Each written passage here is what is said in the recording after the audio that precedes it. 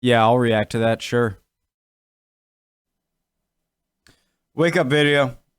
Here's James. Hello, James. Your name's James, right? James Cook? Yeah. Yeah. All right, let's do it. What happened with the Muslim majority of Spain and Portugal? Wasn't that like the Moors? Moors? I don't know. Let's find out. Hope you guys are doing good. This is my early morning video, even though it's noon. Jeez. Okay, let's do it. All the buttons, click them. Discord, original link to this video at the top description below. Discord link right before that, right below that. Join it. Let's do it.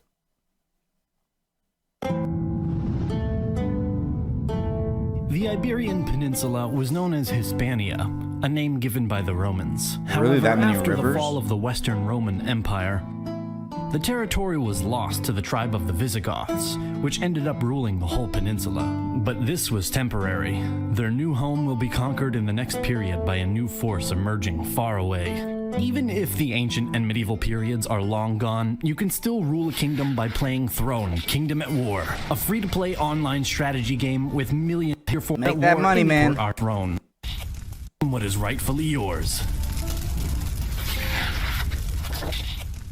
Starting as a religious movement in the hot desert of Arabia, Islam spread rapidly, mainly due to the early military successes against Eastern Roman and Persians. Arab dynasties expanded more and more, reaching the shores of the Atlantic Ocean at the end of the 7th century. In these empires, the religion was embraced by more and more people and became dominant in the caliphates. It is believed that Hispania was one of the former Roman provinces where the Latin language and culture grew deep roots.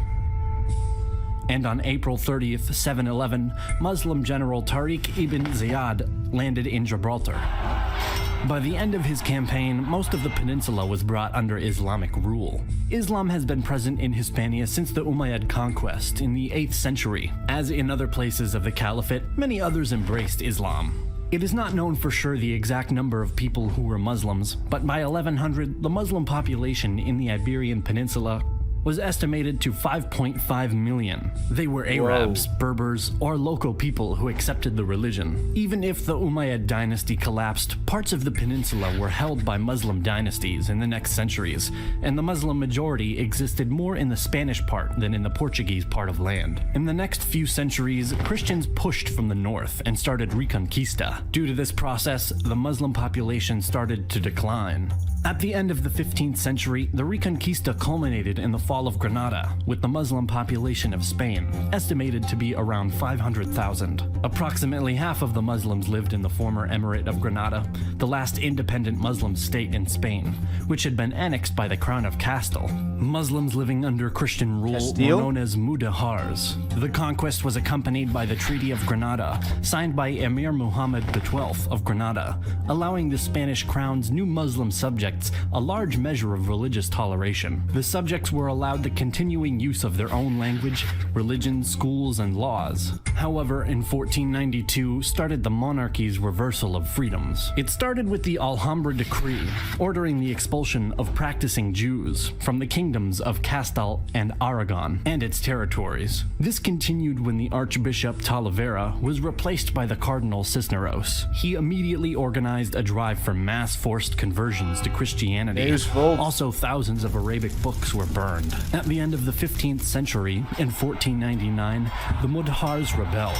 The first rebellion of the Alpujarras was unsuccessful and only had the effect of giving King Ferdinand and Queen Isabella a pretext to revoke the promise of toleration. That same year, the Muslim leaders of Granada were ordered to hand over almost all of the remaining books in Arabic, most of which were burned, sparing only the medical manuscripts. Beginning in the city of Valencia in 1502, They spared the medical almost manuscript. all of the remaining books in Arabic, most of which were burned, sparing only the medical manuscripts. Well, at Beginning least in the city they of wanted- Valencia in 1502, Never mind. Muslims were offered the choice of baptism or exile. Many of them chose the first option because exile was difficult.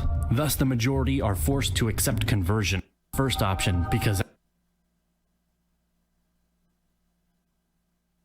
exile was difficult. Thus, the majority are forced to accept conversion. They became the New Christians, also called Moriscos. Many of them continued to practice their old beliefs in private. In 1567, King Philip II made the use of the Arabic language illegal and forbade the Islamic religion, dress, and customs, a step which led to the Second Rebellion of the Alpujarras. Acts of brutality existed afterwards. Edicts of expulsion for the expulsion of the Moriscos were finally issued by Philip III in against the remaining Muslims in Spain. Other expulsions were also made. The last mass prosecution against Moriscos for practicing Islam without being seen occurred in Granada in 1727. By this period, the indigenous Islam is considered to have This spans a long time. in 1727. By this period, the indigenous Islam is considered to have been effectively extinguished in Spain. The Reconquista was a process not only of war and conquest, but also of repopulation. Christian kings moved their own people to locations abandoned by Muslims in order to have a population capable of defending the borders. By doing so, the Muslim population became less and less. Many were exiled, others persecuted, and others converted. A big thank you again to our sponsor, Throne Kingdom at War.